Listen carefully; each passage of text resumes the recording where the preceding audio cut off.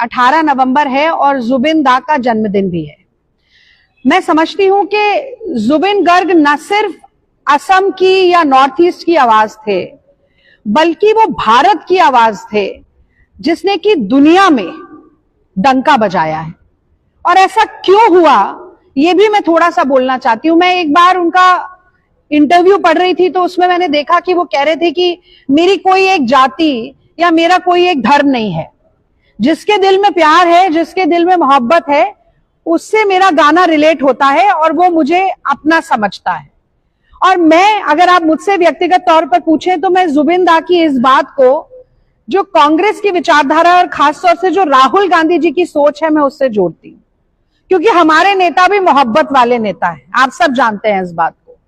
कन्याकुमारी को कश्मीर से 4000 किलोमीटर चल के राहुल गांधी जी ने मोहब्बत के फेविकोल से जोड़ा और ये पूरे देश ने देखा है। तो एक तरफ जहां हम जुबिन जी के गीतों में देखते हैं कि प्यार है, मोहब्बत है, कोमलता है, अनुकंपा है, दूसरों के लिए संवेदना है, वहीं पर अन्याय के खिलाफ, गलत बात के खिलाफ आक्रोश भी है, गुस्सा भी है। और इसका जो समन्वय है वो कहीं ना कहीं उनके गीतों में उभर कर आता है।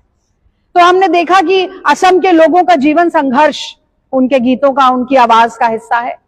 वहीं जो युवाओं के जज्बात जो हैं वो भी उनके गीतों का हिस्सा है। और मायाविनी रातुर बुकुत तो एक एंथम की तरह पूरे असम में गूंज रहा है। और मैं समझती हूं कि उस शख्सियत को, जो कि इस देश की एक बहुत ही खूबसूरत, बहुत ही सुरीली और बहुत ही सशक्त आवाज है, बहुत हमारे लिए सौभाग्य की बात है कि जब हम असम के कोने कोने से नई आवाजों को ढूंढ रहे हैं तो ये लाजमी है कि हम अपने नेशनल टैलेंट हंट को जुबिन दा की याद में समर्पित करें। We want to dedicate this entire programme of national talent hunt to the memory of the legendary singer Zubeen Garg. और इसी के साथ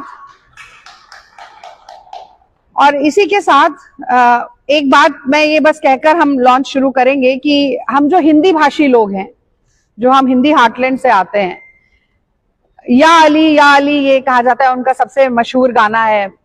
पर मुझे उनका एक और गीत है, जाने क्या चाहे मन बावरा, वो मुझे बहुत पसंद है। मुझे लगता है बड़ा फिलोसॉफिकल गाना भी है।